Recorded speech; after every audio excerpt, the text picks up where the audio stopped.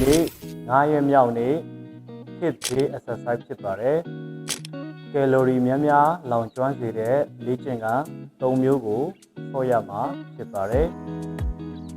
အစီမြင့်မြင့်ကြဖို့ဆိုရင်ကယ်လိုရီများများလောင်မှာအစီကြမှာဖြစ်ပါတယ်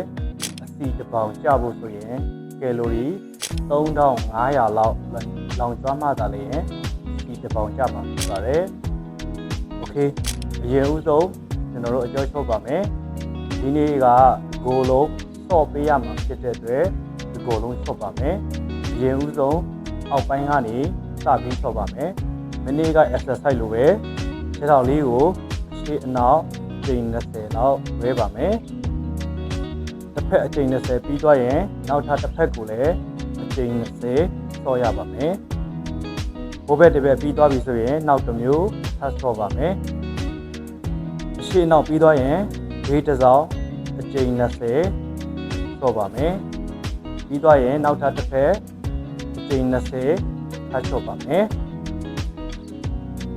โอเค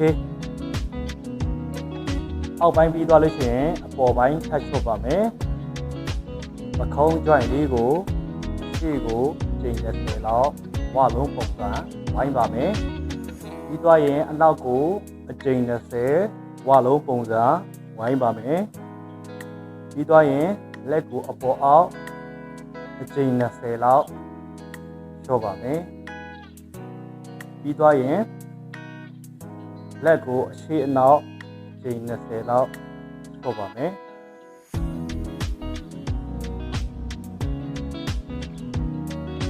โอเคကျင့်ကနံပါတ်1 jumping jack jumping jack ကခြေထောက်ကားမယ်လက်ကိုအပေါ်ကိုစုမယ်ပြန်စုမယ်ဒီလိုလေးပဲဒါကိုနည်းနည်းလေးမြင်ရလိုက်မယ်1 2 3 4 5 6 7 8 9 10 11 12 13 14 15 6 7 8 9 10 okay နောက်အချိန်20ဆောရပါမယ်ပြီးတော့နောက်တစ်မျိုး high key 1 2 3 4 step by step အဲ့ဒါလေးဥမာကိုကနည်းနည်းလေးတစ်ဆင့်မြနိုင်ရင်1 2 3 4 5 6 7 8 9 10ချိန်20ထုံပါမယ်ပြီးတော့နောက်တစ်မျိုးလိုက်ကိုညှိထားမယ်ဒီကောင်းလေးကိုအရှိနောက်1 2 3 4 5 6 7 8 9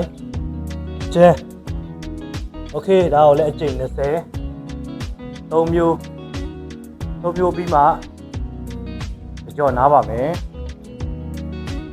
10မိနစ်နားမယ်နားပြီးတော့ပြီဆိုရင်နောက်ထပ်